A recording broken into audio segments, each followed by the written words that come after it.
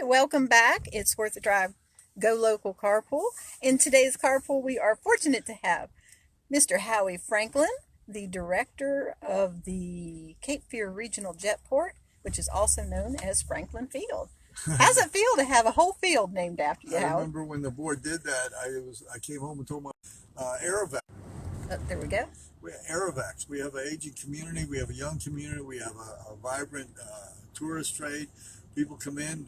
Some young boy got hit on his head tubing on the Intercoastal Waterway, hit a piling with his head, and we were able to evacuate him out and get him to Duke in a very, very fashion. And we have at least 1 to 7, as many as I see, 7 one-time airbags going out of the airport. The other one is the threat of a boat going down. We live on the ocean. The Coast Guard uses us extensively looking for people in boats and helping people out. The fact that we have a lot of pine trees, forest fires is an ongoing process, and the aircraft that fight forest fires come in and use us all the time. Wildlife people use us all the time. It's a very, very public service facility, but at the same time, an economic engine. North Carolina State University just did an economic survey on us, and number one, which I was surprised, we're the 4th busiest airport in the state of North Carolina. That's Charlotte is number 1, Raleigh's number 2, and Greensboro's number 3, and number 4 is Oak Island. That's amazing. Well, we got 60 miles of beach and 39 golf courses, and like today, we have the best weather on the coast. Why would you go to Fayetteville? So, Nothing wrong with our friends in Fayetteville. nothing wrong with our friends in Fayetteville, but they don't have the beach. That's true. So, we have a lot of location. We have it. I've been all over the world and all over the United States. This is a pretty wonderful place in many, many regards. A lot of people don't realize where we're located. We're directly east of Atlanta. That's how far south. Even people in the state, in the state government, didn't realize we're that far south. We're as far south as Birmingham, Alabama. That's true. We're directly east of Santa Barbara, California. So our location is pretty extensive. And people come here from all over. Where are they coming from? They come from Alaska. They come from San Francisco. They come from Michigan, all over the United States. And we're not branded yet. Remember that. Who knows about us? I mean, Wrightsville Beach is better branded than we are, yet they're still coming here. The latest CEO that came in and is moving into the area is the CEO from Domino's Pizza. We have a lot of CEOs from companies all over the United States. And I think there's also a misconception that the airport's only for the people with a lot of money. They're just going, they got a lot of money. And that's kind of that's a good myth, because the reality is 10% of them, they have a lot of money. The 90% of them are the butcher, the baker, the candlestick maker, people who just love to fly. It's a passionate hobby. Our EAA group is a very, very effective group. They support the airport. They teach kids how to fly. They give one of the things that I'd like all parents to look in the newspaper when we do a Young Eagle program. Children from I think 8 to 17 get to fly free. We have had many children that come in and have experienced that and ended up going to Embry-Riddle and becoming pilots. So aviation, people need to know that aircraft mechanics, avionics, and pilots, there's a huge demand for that type of work. And they make very, very good money. Yeah. Well, even at the airport, we have 2 aircraft maintenance shops and an avionics shop, and they're busy. They don't advertise, but their business model is they're honest and they do quality work. People come from all over to come here to get that done. Not many airports are able to have 1 mechanic shop. We're the only airport in the whole country possibly with a bait and tackle shop at our main building. And I'm always proud to tell that all over. People kind of giggle about it, but they do very well. They're wonderful people. And if you go in and ask them where the fish are, they even know where to go fishing at. So we have helicopters tours. We have helicopter training to learn how to fly helicopters. We have a flight school that's as busy as can be. Skydiving? We have skydiving that's busy as can be. We have, we're just aviation completely. We have a real estate office, Hamilton Realty, and we're real proud of them. And they're right there at the place where people come in, and we have a sign that says "You've arrived." It's amazing. Brunswick Air is out there. Brunswick Air is out there. They'll teach you how to fly. They teach you how to fly, and they do air tours. One thing I'd recommend, if anybody has not ever flown over our area, it shows spectacular as an example of Niagara Falls is a waterfalls. We show as spectacular as them as a waterfront community. I know ladies and gentlemen that have come out to the airport and flown and have lived in Southport their whole lives, flew over the area, came back and said, you know, we always thought it was beautiful, but we didn't know it was that beautiful. So we're very, very, very lucky to have this wonderful, gorgeous location with great weather. People don't realize, or some of them do, according to Virginia Tech, we have some of the best weather on the coast from Maine to Key West. You know, in the wintertime, we're the same temperature as Charleston or Hilton Head or Savannah. In the summertime, guess what? We're at least 9 to 15 degrees cooler than all those places. That's true.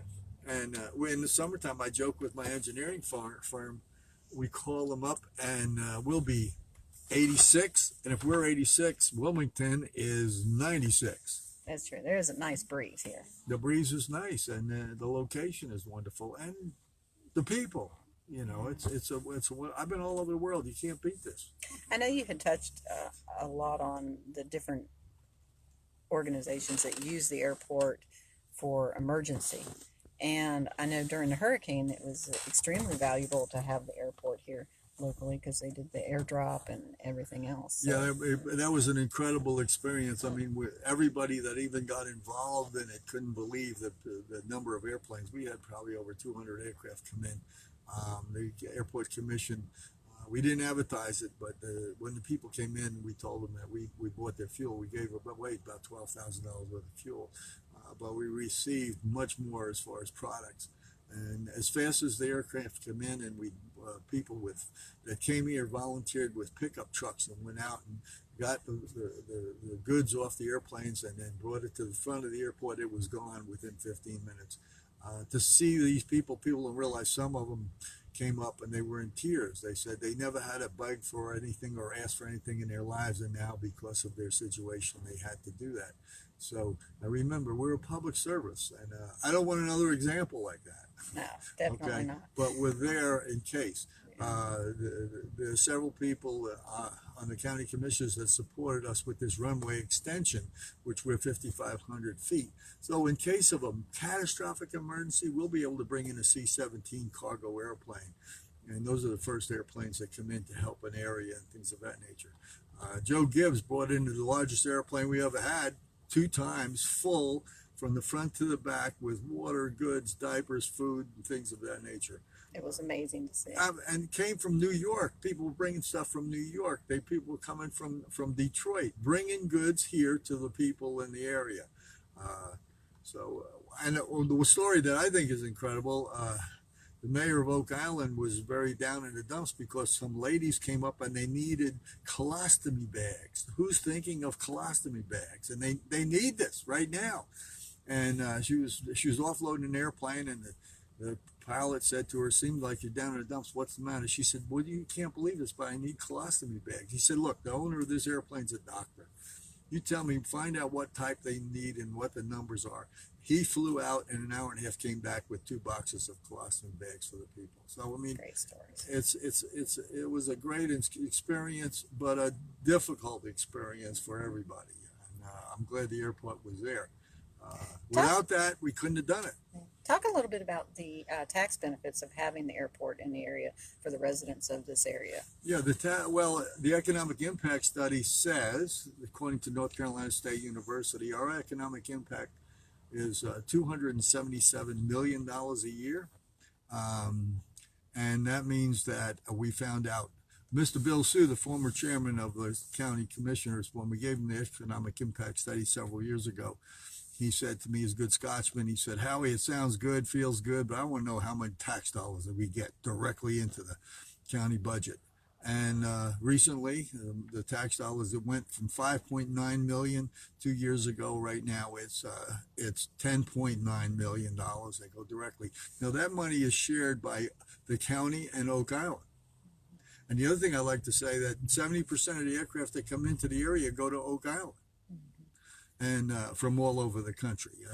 People think they all go other places, but they don't. The majority of the airplanes go to Oak Island. So that means if the majority of the airplanes are going to Oak Island, I would assume Oak Island's consuming or receiving quite a number of tax dollars from the airport. Plus, they get to tax all the airplanes. That there one airplane out there that I know of, and I don't want to mention any names, pays over $11,000 a year in taxes. That's just one airplane.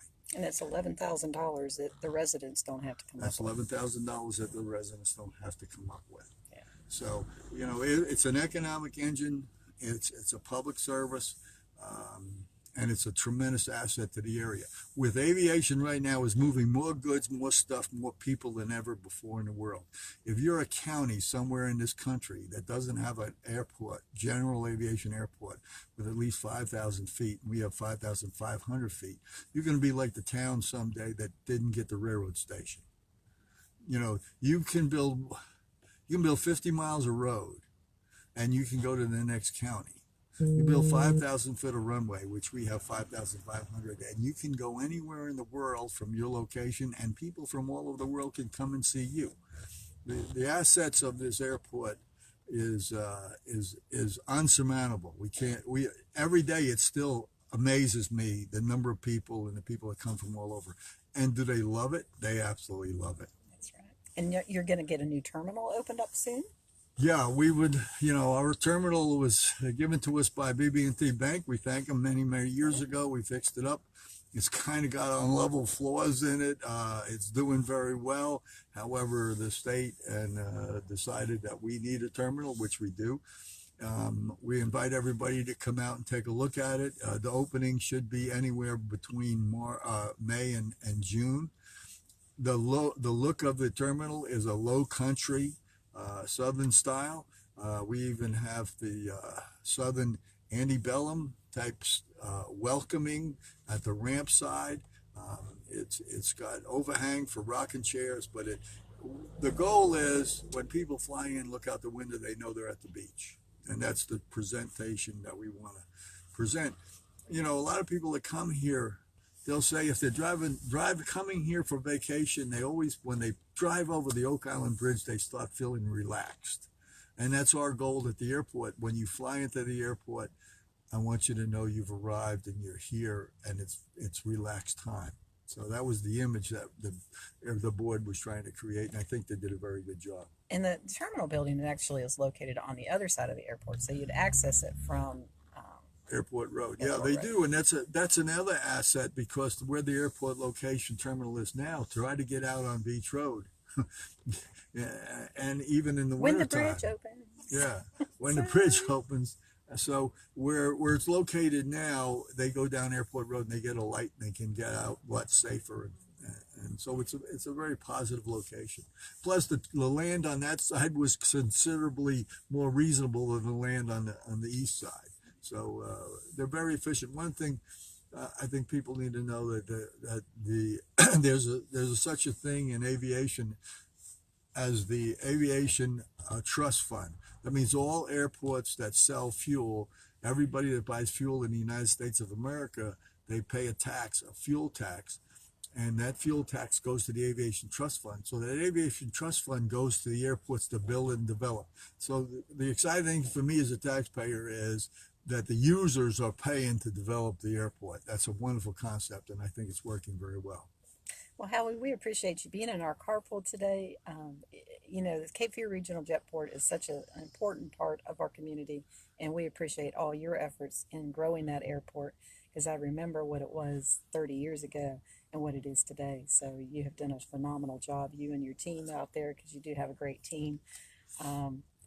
Cape Fear Regional Jetport, what's your website? Howie at Cape Fear Regional Jetport.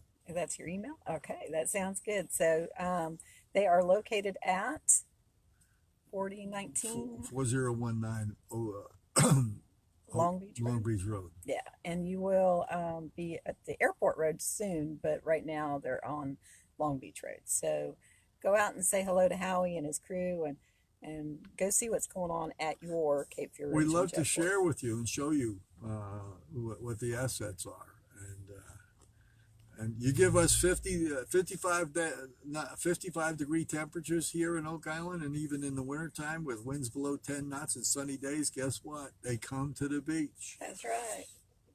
Well, thank you, Howie, for being in our carpool today, and we're going to come back here in a few minutes and go through the Southport cheese shop. Yay! Yeah.